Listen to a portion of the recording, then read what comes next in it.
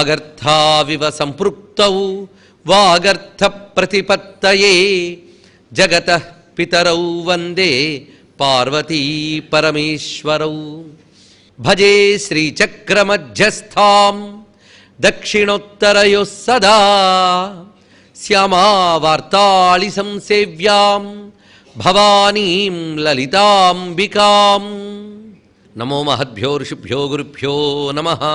అన్నదా నామం ప్రారంభించిన దగ్గర నుంచి అన్నదా వసుదా వృద్ధాతో మొదలు పెట్టుకుని సచ్చిదానంద రూపిణి వరకు సావిత్రి విద్య అనేది మొత్తం అన్ని నామాల్లో కనబడుతున్నది. ఇవన్నీ కూడా ఆ విద్యకు సంబంధించిన నామాలు. దేనిక విడివిడిగా మనం గ్రహించినప్పటికీ అనుసంధానం మాత్రం సావిత్రితోనే. అది గుర్తుపెట్టుకుని ఇప్పుడు ఈ నామాలు మళ్ళీ పరిశీలించుకోవాలి. రాజరాజేశ్వరి నుంచి సాగరమేఖల వరకు కూడా ఈ సావిత్రి విద్యలో అమ్మ యొక్క రాజరాజేశ్వరి తత్వాన్ని, రాజ్యలక్ష్మి వైభవాన్ని వివరించుకోవడం జరిగింది.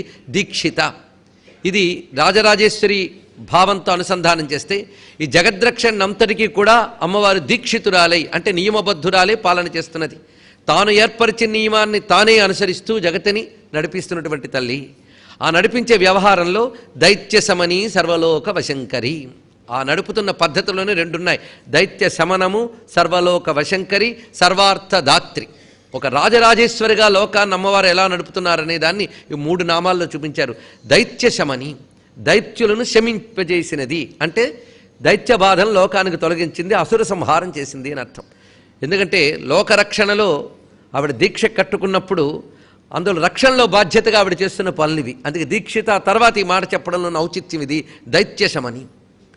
ఇత్థం యదా యదా బాధ దానవోత్థా భవిష్యతి తదా తదా వ్యతీర్యాహం కరిష్యామ్యరిసంక్షయం అని సప్తశతిలో అమ్మవారు చేసినటువంటి గొప్ప ఆదేశం చెప్తూ ఉన్నది. ఎప్పుడు అసుర బాధ లోకానికి వస్తుంటుందో అప్పుడప్పుడు నేను అవతరించి దాన్ని తొలగిస్తాను అని మాట ఇచ్చినది.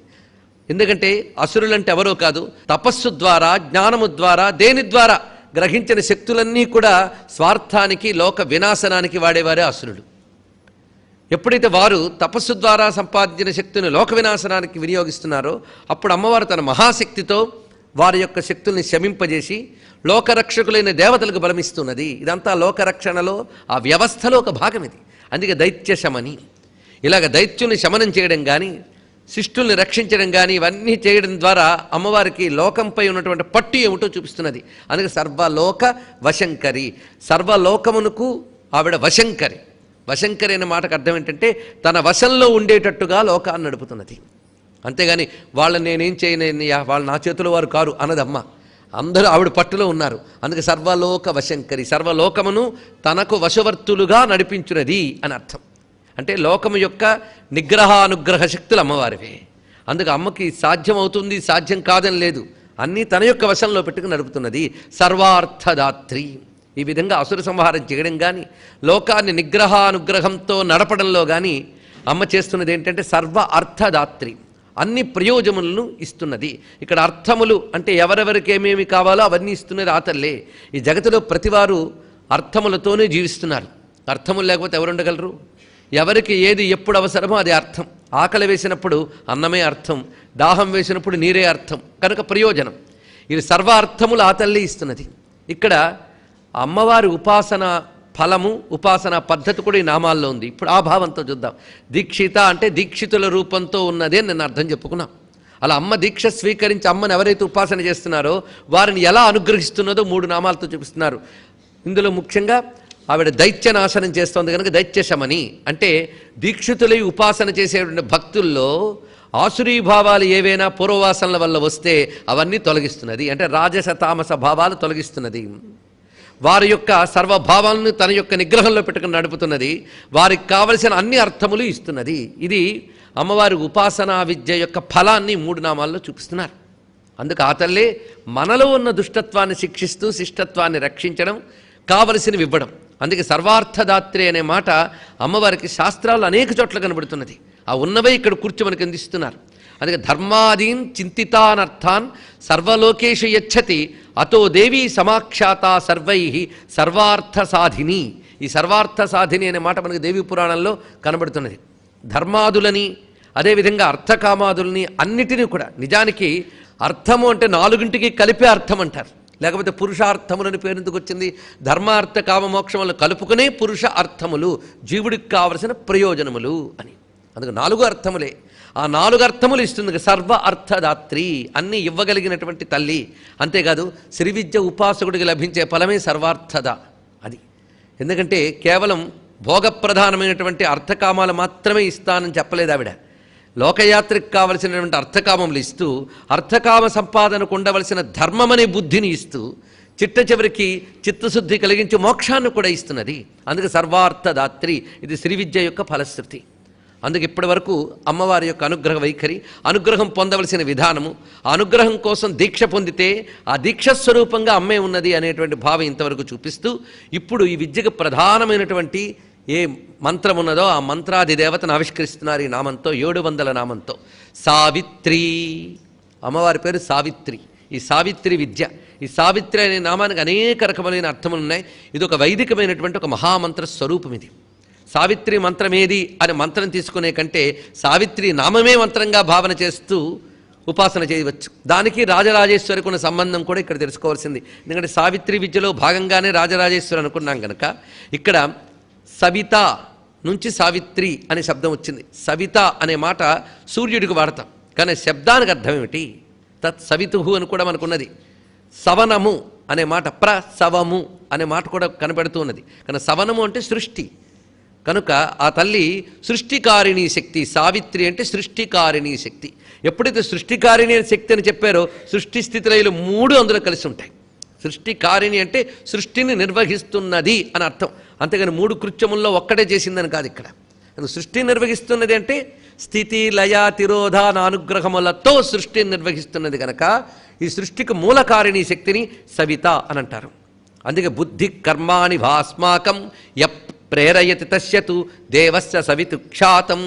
ఇక్కడ సవితా శబ్దానికి మరొక అర్థం ఏంటంటే ప్రేరకురాలు అని మరొక అర్థాన్ని చెప్తున్నారు. ఇక్కడ సర్వ జగత్తుని ప్రేరేపించేది గనక, అందుకే ధియోయోన ప్రచోదయాత్, అది అందరూ చేసుకునే గాయత్రులు బుద్ధిం యాన ప్రచోదయాత్ అన్నారు. కనుక ప్రచోదయత్రీ శక్తి, చోదయిత్రీ సునృతానాం చేతంతి సుమతీనాం, సరస్వతీ సూక్తంలో వస్తున్నటువంటి మంత్రం అది. అందుకు మంచి బుద్ధుల్ని ప్రేరేపిస్తుంది, అదేవిధంగా మంచి చిత్తాలకి చేతనత్వం ఇస్తుందట ఆ తల్లి. ఆ సావిత్రి శక్తి గురించి చెప్తూ వేదం చెప్పినటువంటి మాట. అందుకే చోదయిత్రి. ఇప్పుడు 2 అర్థములు తీసుకున్నాం. ఒకటి సృష్టికారిణి, 2 బుద్ధికి ప్రేరకురాలు. అందుకే ఈ ప్రార్థనే చాలా ప్రధానం. మన బుద్ధికి మంచి ఆలోచనలు కలిగించి అవి సఫలమయ్యేలా ప్రేరేపించేటువంటి శక్తి ఆ తల్లే. అందుకే బుద్ధికి శక్తినిచ్చే తల్లిని మనం ప్రార్థిస్తే చాలు. అందుకే సనో బుద్ధ్యా శుభయా సంయునక్తు అని ఉపనిషత్తు చెప్తున్నటువంటి మంత్రం అది. ఆ పరమాత్మ మనకి శుభకరమైన బుద్ధులతో కలుపుగాక అని చూపిస్తున్నారు. అందుకే బుద్ధిని శుభంతో యోజనం చేసే శక్తి ఆ తల్లి. అందుకే చోదయిత్రి. అందుకే బుద్ధి కర్మాణి వాస్మాకం. అంతేకాదు మనకు మంచి బుద్ధులు ఇవ్వాలని ప్రార్థిస్తున్నాం, కానీ సృష్టిలో అందరికీ బుద్ధి పుట్టించేది ఈవిడేట, అందులో ఏమి సందేహం లేదు. మరి కొందరు దుర్బుద్ధులు పుట్టుతున్నాయంటే వాడు చేసుకున్న కర్మవాసనలకు అనుగుణంగా వాడికి ఆ బుద్ధి ప్రేరేపిస్తుంది. కనుక ప్రతివారికి కర్మఫల ప్రదాయినిగా ప్రేరేపిస్తున్నది ఆ తల్లే. అయితే శరణు వేడినటువంటి భక్తులకు మాత్రం సత్వైపే ప్రేరేపిస్తున్నది. అది తెలుసుకోవాల్సింది. అందుకే శరణాగతులకు సామాన్యులకు ఆవిడే నాయకురాలు. కానీ ఆవిడ నాయకురాలను ఎవరైతే గుర్తిస్తున్నారో వారి బుద్ధుల్ని మంచివైపు ప్రేరేపిస్తున్నది. ఇది తెలుసుకోవాల్సినది. మరి అన్ని బుద్ధులు అమ్మ ప్రేరేపిస్తే మరి దుర్మార్గుడిని ఎందుకంటే నిందించడం అనకూడదు. ఆ దుర్మార్గుడు యొక్క కర్మవాసన బట్టి వాడికి ఆ బుద్ధులు పుట్టిస్తుంది. వాడు అమ్మనే ఆశ్రయించాడు అనుకోండి, వాడిని కూడా మంచి వైపు ప్రేరేపణ చేస్తుంది. అందుకే ఎప్పుడైనా భగవచ్ఛక్తి అంటే బుద్ధుల్ని ప్రేరేపించే శక్తినే భగవచ్ఛక్తి అని అంటారు. ఇప్పుడు సవితా శబ్దానికి ఈ రెండిటితో అన్వయం తీసుకోవాలి. ఇక్కడ ఒకదాని నుంచి ఒకటి వెళుతున్నామంటే ఒకటి విడిచి 2వ దానికి వెళ్ళడం కాదు, 2 పట్టుకుని 3వ దానిలోకి వెళ్ళాలి. అప్పుడు సంపూర్ణత. అసలు సావిత్రి అనే మాటకు ఒక మంత్రశక్తి ఉన్నది. అది సకారంతో ప్రారంభం అవడం మొదలుకొని ఈకారంతో పూర్తవడం వరకు ఆ నామంలోనూ ఉన్నది. అందుకే శ్రీ సావిత్రి అయి నమః అని మంత్రం చేసుకున్నా చాలు. ఇప్పుడు ఆ సావిత్రి అంటే స్పష్టంగా తెలుస్తున్నది సూర్యుడికి సవిత అని పేరు.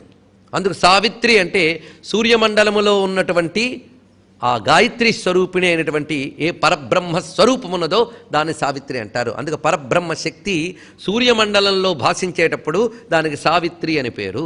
ఇది ప్రధానంగా చూపిస్తున్నారు. అయితే సవిత అని ఎప్పుడు అనాలి, సూర్య అని ఎప్పుడు అనాలి, మిత్ర అని ఎప్పుడు అనాలి, ఇవన్నీ కూడా మనకు శాస్త్రం చక్కగా నిర్దేశించిందండి.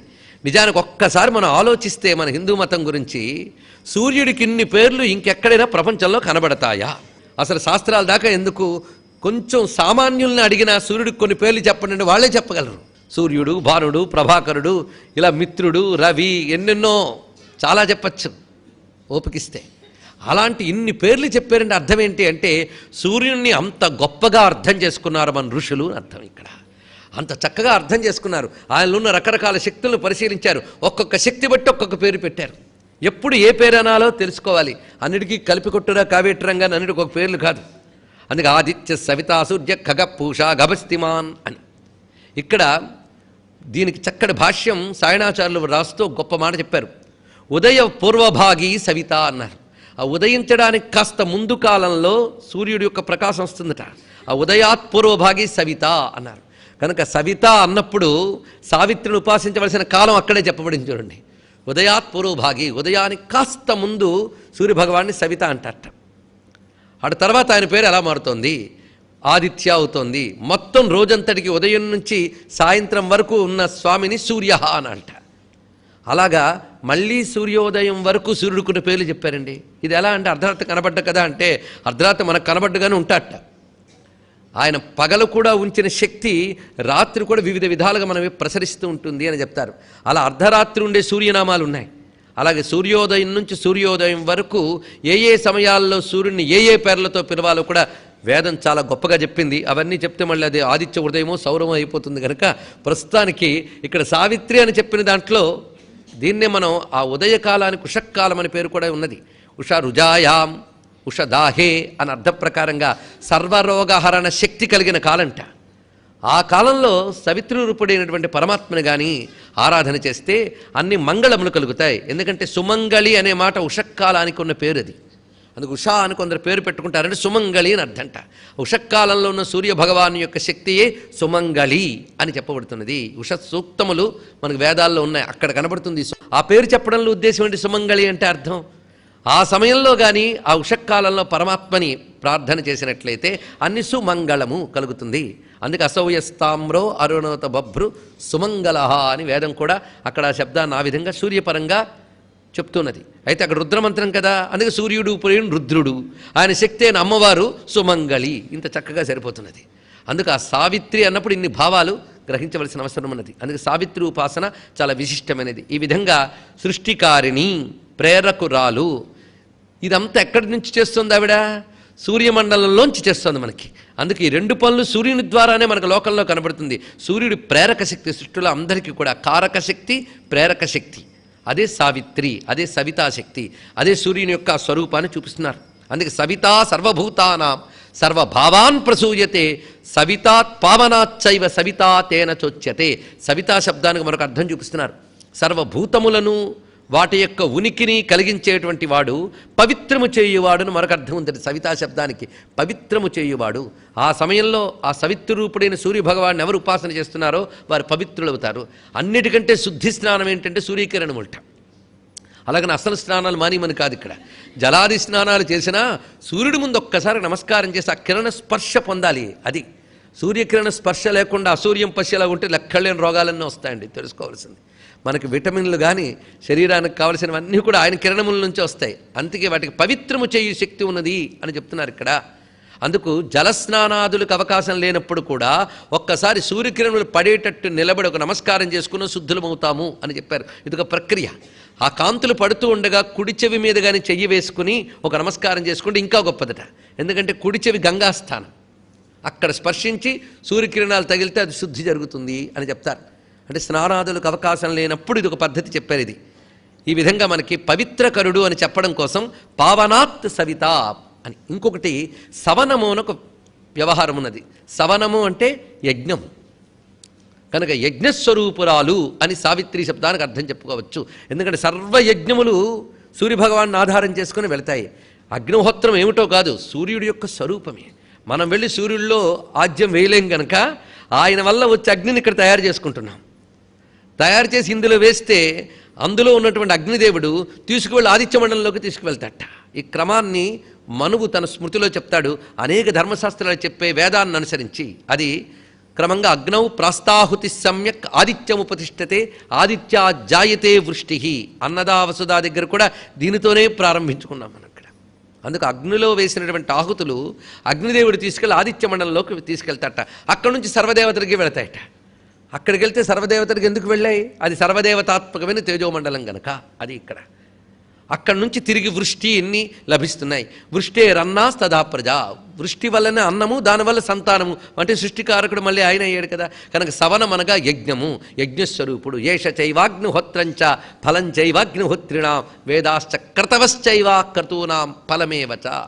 క్రతువులు, క్రతువుల ఫలము ఆయనే అని చెప్పినప్పుడు క్రతువే సవనము, వాటి యొక్క స్వరూపుడు గనక ఆయన యజ్ఞస్వరూపుడని మరొక అర్థం. ఇప్పుడు సావిత్రి అంటే యజ్ఞస్వరూపురాలు. ఇంకొకటి సవన శబ్దానికి అర్థం చెప్తూ శ్రవణం స్యందనార్థేచ ధాతురేష నిపాత్యతే. శ్రవణము, స్రవించుట అనే దాని నుంచి చూశారు. ఇది స్యందనము అని అంటే జారుట అనేటువంటి అర్థంలోంచి తీసుకున్నట్ట. ఈ జారుతున్నది ఏంటంటే తేజస్సు. తేజస్సు జారి సృష్టి జరుగుతుందట. శ్రవణే తైజసోత్పత్తి సావిత్రి తేన కథ్యతే. ఈ మాటకు ఉన్నటువంటి లోతైన అర్థం చూస్తే వేద ఋషుల యొక్క జ్ఞానానికి మనం నమస్కారం చేసుకుంటాం. ఇప్పుడు తేజస్సు స్రవించి దాని నుంచి ఉత్పత్తి జరుగుతున్నది అన్నారు. ఈ తేజస్సు స్రవించి అంటే ఎప్పుడైనా జారుట అంటే క్రిందికి వచ్చుటే కదా. అలా మనం పరిశీలిస్తే ఆ సూర్యమండలం నుంచి ఆయన యొక్క తేజస్సు భూమి మీదకి జారి స్యందనమై స్రవించి వస్తుంది. అది వస్తూనే రకరకాల బీజములుగా సృష్టిగా అవుతున్నది. కనుక భగవాను యందున్నటువంటి తేజస్సు ఆ సూర్యమండలము ద్వారా క్రిందికి వచ్చి దానితో సృష్టి జరుగుతున్నది. అంత సూర్యుని మనం ఎందుకు నమస్కారం చేస్తున్నా? ఆ తేజస్సు మన దాకా వస్తోంది కనుక. అందుకు ఆ స్రవించుతున్నటువంటి తేజస్సే, ఆ తేజస్సు కలవాడు గనక సవిత అని, ఆయనకు అభిన్నురాలైనటువంటి శక్తి గనక సావిత్రి అనే అర్థాన్ని అంత జగ్గా చెప్పారు. ఇది కూడా ఆ విధమైన అమ్మ కారుణ్యాన్ని తెలియజేస్తున్నటువంటి నామం ఇది. అందుకు సవనము అంటే యజ్ఞము. యజ్ఞం అనే ధాతువుకు కూడా యజ్, సేవాయాం, పూజ, అర్చన అని. అందుకు సవనము అంటే అర్చించుట అని అర్థం అంటే యజ్ఞానికి. ఆ అర్థం తీసుకుని త్రిదశైరర్చితాదేవి వేద యాగేషు పూజిత భావశుద్ధి స్వరూపాచ సావిత్రి తేన సా స్మృత. ఇవన్నీ కూడా శాస్త్రం ఇచ్చిన సావిత్రి నామ నిర్వచనములు. ఈ నామ నిర్వచనములతో మనం సావిత్రి నామాన్ని సిద్ధి పొందించుకుంటున్నాం ఇక్కడ. ఎందుకంటే నామార్థ విచారణయే సిద్ధి. అదే పెద్ద జపం. నామాన్ని వల్లెవేయడం కంటే నామ అర్థభావన చెయ్యడమే సిద్ధి. ఇది తెలుసుకోవాల్సింది. అదే పారాయణం. కనుక సవనము అంటే అర్చించుట. ఎవరి చేత అర్చింపబడుతోంది ఆ తల్లి? ఎవరి చేత అర్చింపబడ్డం లేదు ఆ తల్లి? వెంటనే ప్రశ్న వేయాలి. కస్మాచ్చ తేన నమేరన్ మహాత్మన్ అంటున్నాడు అర్జునుడు. నిన్ను చూసి ఎవరయ్యా దండం పెట్టకుండా ఉండగలరు అని. అందరి చేత నమస్కరింపబడుతున్నది. అయితే మనమందరం నమస్కరించే దేవతలు కూడా తల్లిని నమస్కరిస్తున్నారు కనుక త్రిదశైరర్చితాదేవి వేద యాగేషు పూజిత. వేదయాగములు అంటే వైదికమైన యాగములు అని చెప్పుకోవచ్చు. వేదాది శాస్త్రముల యందు యాగములందు కూడా ఆరాధింపబడుతున్న తల్లి. అలా ఆరాధిస్తే ఏమొస్తుంది? భావశుద్ధి స్వరూప. కనుక సావిత్రి శబ్దానికి మరొక అర్థం చెప్తున్నారు, భావశుద్ధి స్వరూప. ఇందాక చెప్పిన పావనము చేస్తుంది అనే భావమే ఇక్కడ. అందుకు సావిత్రి ఆరాధన వల్ల ఏం జరుగుతుంది అంటే భావశుద్ధి ఏర్పడుతుంట. అదొక్కటి ఏర్పడితే చాలండి, అన్నీ లభిస్తాయి. ఎందుకంటే చిత్తశుద్ధి లేని శివ పూజలేలయా అన్నాడు ఒక యోగి. చిత్తశుద్ధి అంటే మనకేంటో తెలియక చాలామంది దానికి ఏవేవో అర్థం చెప్తారు. చిత్తశుద్ధి అనే మాటకు మనకు అర్థం తెలుసా? శాస్త్రపరంగా చిత్తశుద్ధి అంటే ఇవాళేదో మనం హాయిగా ఉన్నట్టు అనిపించి నేను చాలా ప్యూర్ అండి అనుకుంటాం. అది కాదు చిత్తశుద్ధి అంటే. చిత్తశుద్ధి అంటే అనేక జన్మల నుంచి మన చిత్తానికి పట్టిన మాలిన్యాలు వదలాలట, కర్మ మాలిన్యాలు. అవి వదిలించుకోవడం అంత తేలిక కాదు. చిత్తశుద్ధి కోసమే సంస్కారములు అని చెప్పబడుతున్నాయని సంస్కార ప్రక్రియలో చెప్పినటువంటి నిర్వచనం. కానీ సంస్కారములు ఎందుకు? చిత్తశుద్ధి కోసం. సంస్కారములు అంటే మనల్ని మనం సంస్కరించుకొని భగవంతుడిని ఆరాధించడానికి యోగ్యంగా మారడం. అది అనమాట. ఎందుకంటే భగవద్ ఆరాధనకి యోగ్యంగా ఉండాలి కదా. ఆ యోగ్యతే సంస్కారం. అది మనకి అక్కడ జాత సంస్కారం నుంచి అంత్యేష్టి వరకు చెప్పబడే సంస్కారములన్నీ కూడా ఈ ప్రకృతిజమైన దేహాన్ని శుద్ధి చేసుకోవడమే, ఇంకోటి లేదు. కనుక ఈ సంస్కారముల వల్ల ఏమవుతుంది? చిత్తశుద్ధి ఏర్పడుతుంది. చిత్తశుద్ధి వల్ల ఏమవుతున్నది? భక్తి, జ్ఞానము, ముక్తి మొదలైనవి లభిస్తున్నది. అందుకు అమ్మవారి ఆరాధనే మనకు చిత్తశుద్ధికి హేతువు. కనుక చిత్తశుద్ధిని కలిగించేటటువంటి స్వరూపము. అందుకే ఆరాధింపబడుతున్న తల్లి అనే అర్థాన్ని సావిత్రి శబ్దానికి ఇన్ని విధాలుగా చూపించారు. పైగా ఈ సావిత్రే అనేక విద్యలను కూడా తన నుంచి ప్రసవింపజేస్తున్నది. కేవలం కాంతి కిరణాలు మాత్రమే ఇస్తున్నది కాదు, శక్తులన్నీ ఇస్తున్నది. సూర్యకిరణముల నుంచి అన్ని శక్తులు ప్రసవింపబడుతున్నాయి. సృష్టిస్తున్నది అంటే అర్థం జీవుల్ని సృష్టిస్తున్నదే కాదు, సర్వశక్తుల్ని తన నుంచి సృష్టింపజేస్తున్నది ఆ తల్లి. ఒకప్పుడు నారదుల వారు అమ్మవారికి ఉద్దేశించి నమస్కారం చేస్తూ ఉంటే దర్శనమిచ్చింది సావిత్రి రూపంతో. ఇచ్చిన వెంటనే ఆ తల్లి యొక్క వదనంలోంచి సర్వశాస్త్రములు గోచరించేయటానికి వెంటనే నమస్కారం చేశాడు నారదుల వారు. ఇది సావిత్రీదేవి యొక్క స్వరూపము. ఈ సావిత్రి ఉపాసనే రామచంద్రమూర్తి ఆదిత్య హృదయ రూపంతో చేశాడు అని వ్యాఖ్యాతలు ఇక్కడ చెప్పారు. మరి ఆయన చేసింది అదేగా, సావిత్రి ఉపాసనే. అంటే అంత మహానుభావుడు ఆ సమయంలో ఏం చెయ్యాలా అన్న స్ఫురణ శక్తి ఇచ్చిందేది సావిత్రి విద్య. అది దీని యొక్క స్వరూపం. అందుకే సావిత్రి విద్య అంత గొప్పది. అందుకు రాజరాజేశ్వరి, సత్యసంధ అనబడేటువంటి నామాల అనుబంధంగా సావిత్రి ఉండడంలో మనకు రామచంద్రమూర్తికి ఈ సావిత్రి విద్యకు ఉన్న అనుబంధం కూడా భావన చేసుకోవచ్చు. ఉండేది రాముడొక్కడు ఊరక చెడిపోకు మనసా, చండమార్తాండ మండలంబున చలంగుచును ఉండేది రాముడొక్కడు అన్నాడు త్యాగరాజస్వామి వారు. రాముడొక్కడే ఉన్నట్ట. ఎక్కడున్నాడు ఆయన? చండమార్తాండ మండలమున. అది ఇక్కడ చెప్పడం. ఆ రామమూర్తి అనగా పరబ్రహ్మము సూర్యమండలంలో ఉన్నది. అందుకు ఉత్తముడైన వాడు ఎలా ఉంటాడు అంటే త్యాగరాజస్వామి కొన్ని లక్షణములు చెప్తాడు. సూర్యుని మరువడు అనృతం వాడడు అన్నాడు ఆయన ఇక్కడ. వాడు అబద్ధాలు ఆడ్డు, సూర్యుని మరవడు అన్నట్ట. నిజంగా సూర్యుని మరచి బతుకుతున్నామా, గుర్తు చేసుకుంటున్నామా? ఒక్కసారి ఎంతమంది నిత్యం సూర్యుని చూసుకుని నమస్కారం చేసి స్వామి నీ దయ వల్లే బతుకుతున్నామని ఒక్క మాట అంటున్నామా? ఎంతమంది అంటున్నారు చెప్పండి? సూర్యుడి దయ వల్ల బతుకుతున్నాము అని అనలేని వాళ్ళు కేవలం పశువులు. వాడికి తెలియదు, ఎందుకంటే వాడు తలెత్తడం చేత కాదు. పశువులు తిరియక్క అడ్డపు వెన్నుముకలు, అందుకే ఎప్పుడు తల కింద కుంచుతాయి. సూర్యుడి వల్ల పండుతున్న గడ్డి తినడం తెలుసు, కానీ ఈ గడ్డి ఎవరి వల్ల పండుతుందో సూర్యుని చూసి దండం పెట్టడం పశువులకు చేత కాదు. తలెత్తి చూడగలిగే శక్తి ఒక్క మానవ జన్మకు ఉందిట. ఆ తలెత్తి కూడా మనం తలెత్తి స్వామిని చూసి దండం పెట్టలేకపోతే ఆ తిరియక్కల కంటే ఏమీ తేడా లేదండి. ఇది తెలుసుకోవాల్సింది. ఆ గడ్డి తింటున్న పశువుల కంటే తేడా ఏమీ లేదు. అందుకు సూర్యుడిని నమస్కరించడం చేత కాకపోతే వాడు మనిషే కాడు. ఇంకెందుకు ఆయన మీద ఎన్ని రీసెర్చ్లు చేసినా ఇంకేం లాభం? ఈ కేవలం ఒక తల్లి బాడీని స్కానింగ్ చేస్తూ ఇవి చూస్తూ చూడడం ఎలాగుంటుందో అలా ఉంటుంది సైంటిస్టులు రీసెర్చ్. అమ్మ నమస్కరించిన వాడు భక్తి వేరు, అమ్మని స్కాన్ చేసేవాడు శక్తి వేరు. ఇప్పుడు ఈ సైంటిస్టులు స్కాన్ చేస్తున్నారు సూర్యుడిని, కానీ పరమేశ్వరుడిని దండం పెట్టట్లేదు. అది తెలుసుకోండి. ఇక్కడ సూర్యుడిని ఒకానొక జడ పదార్థంగా చూడకూడదు, అమ్మవారి రూపంగా చూడాలి. త్వం మాతా త్వం శరణం త్వం దాతా త్వం ధనం త్వమాచార్య త్వం త్రాతా త్వం హర్తా విపదాం అర్క ప్రసీద మమ భానో అని కృష్ణుడు కొడుకు సాంబుడు స్తుతి చేస్తాడు. అందులో సూర్యుడిని ఏమన్నాడంటే సూర్యా నువ్వు అమ్మవి అన్నాడు. ఇక్కడ త్వం మాతా అన్నాడు. ఆయన ఎలా అమ్మ అవుతాడండి? లేకపోతే అయ్య అవుతాడా? ఏమవుతాడు ఆయన? కాంతి పుంజు. మరి నువ్వు అమ్మ అనుకో, అమ్మ అయిపోతాట. ఆయన అమ్మ అయితే అదే లలితాంబ. అందుకు సావిత్రి అంటే సూర్యమండల రూపిణిగా ఉంటూ ఈ జగత్తురికి శక్తుల్ని ఇస్తున్నటువంటి తల్లి, సృష్టిని చేస్తున్న తల్లి, బుద్ధుల్ని ప్రేరేపించే తల్లి, పవిత్రుల్ని చేసే తల్లి. మొత్తానికి సావిత్రి అనేది సూర్యమండలములో ఉన్న పరబ్రహ్మ స్వరూపము గనక సచ్చిదానంద రూపిణి తర్వాతి నామం ఇది. ఇదొకటి చాలామంది తెలుసుకోవాల్సిన విషయం. కొంతకాలం క్రితం ఒకానొక హైందవ విరోధి మన మతం గురించి ఎద్దేవా చేస్తూ మాట్లాడుతున్నాడు. అయితే చిత్రం ఏంటంటే వాళ్ళకి సమాధానాలు చెప్పడానికి వెళ్ళిన వాళ్ళు కూడా సరిగ్గా పూర్వాపరాలు తెలియకపోవడం వల్ల అనేక బాధలు వచ్చాయి. ఎందుకంటే మంత్రానికి అనేక అర్థాలు ఉంటాయి, వాడికి తెలియదు. అతడు చెప్పింది ఏంటంటే మాకు మీకు తేడా ఏమిటంటే సూర్యుడిని భగవంతుడు సృష్టించాడు అంటాం మేము, మీరు సూర్యుడే భగవంతుడు అనుకుంటారు, మీరు ప్రకృతిని ఉపాసిస్తారండి అని అంటే అవును కదా నిజమే కదా అనుకున్నాడు వీడు. మనం సూర్యుడిని ఎప్పుడు ఉపాసించట్లేదు, అది కూడా తెలియాలి. మన సూర్యమండలం భగవంతుని అనలేదు. ఆ మాటకొస్తే భీషాస్మాద్వాతప్పవతి భీషోదేతి సూర్య, ఈ మాట శంకర భగవత్పాల వారు అద్వైత మత ప్రతిష్టాపన చేసినప్పుడు ఖండనకు వాడారండి ఈ మాట ఆ రోజుల్లో. మళ్ళీ ఆ శంకర తేజం మన బుర్రలను ఆక్రమిస్తే అప్పుడు మనం చెప్పగలం హైందవ తేజం యొక్క గొప్పతనం.